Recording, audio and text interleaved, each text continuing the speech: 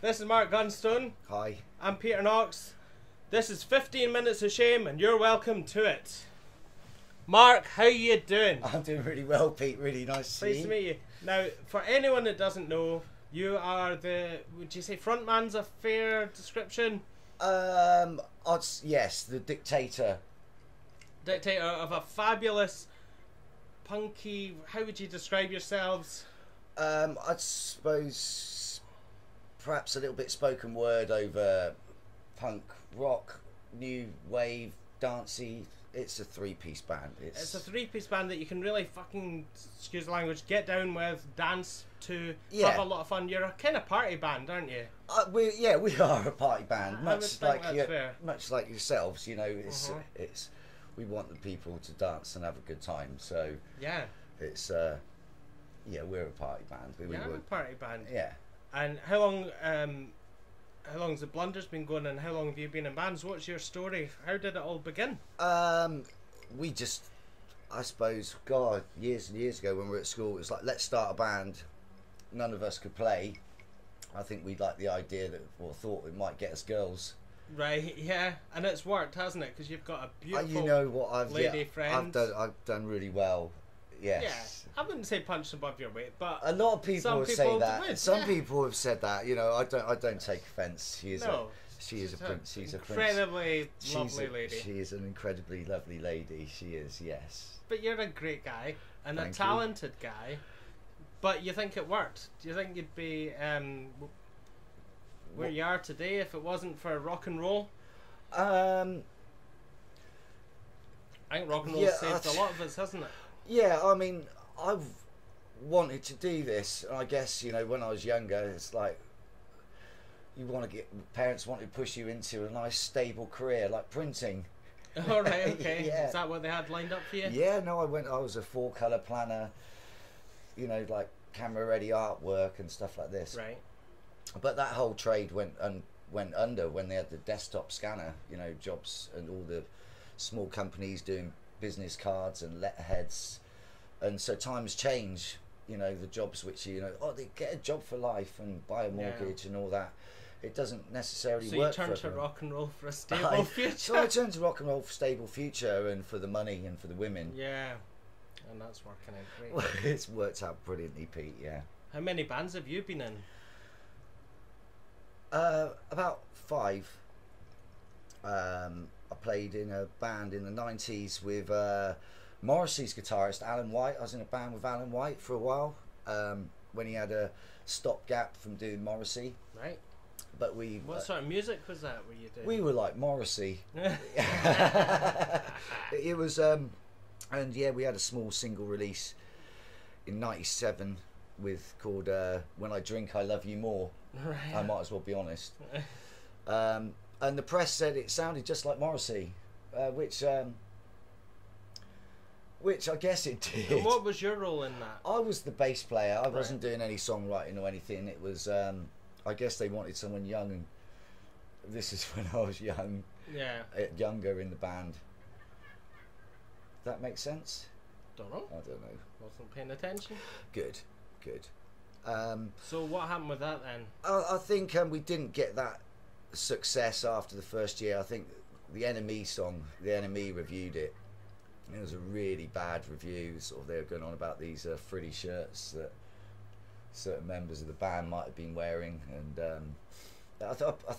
when we tried to get a quote out of it, there was this one great song. That's the only thing we could get, so we just had great song. We just had great. We just quoted as Enemy as saying great.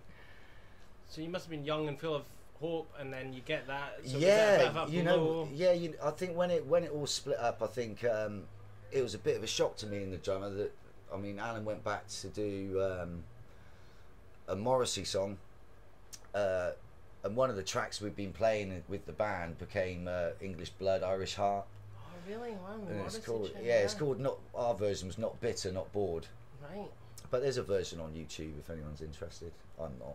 It's a good song, though. That's one of the better ones. Yeah, well, it was really, because we were out gigging it with Alan. It was a track he'd written, and he gave to my cousin to write lyrics to, and he also gave to Morrissey to write lyrics to.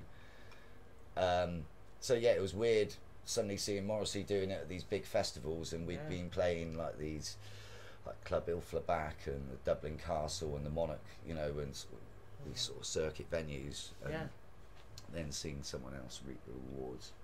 Like,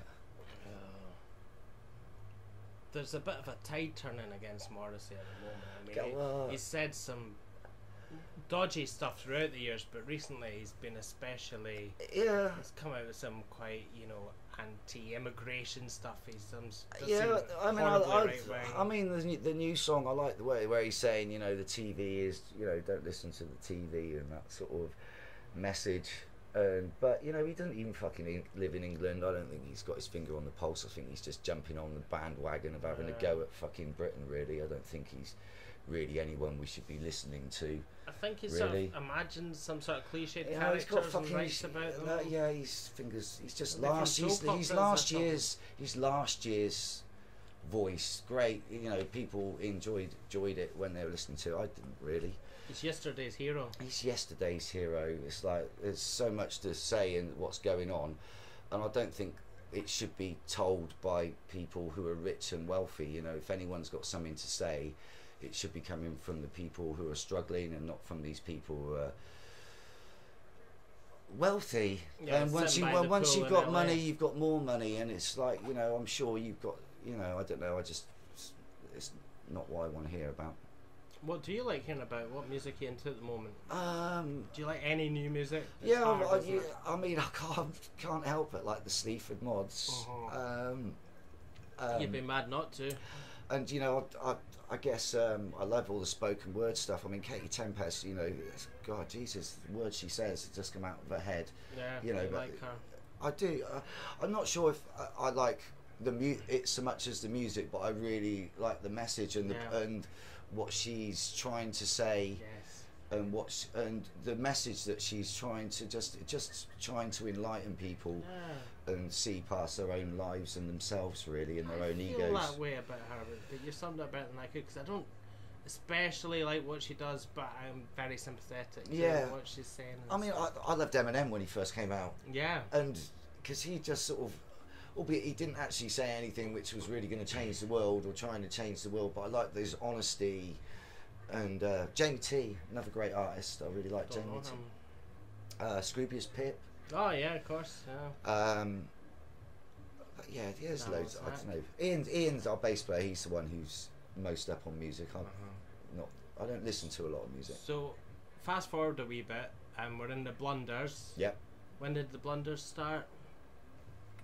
I would say, well, we've been going for years. I've been doing it for years as the Blunders. Are you the one constant in the Blunders? Yeah, I'm not the original member of the Blunders, but yeah. Right, okay, you've carried on. But I've carried on the name. Carl joined last year, which is, so we've got the new album we're doing, People Get Smaller, which is a 6-track EP. We've got a new album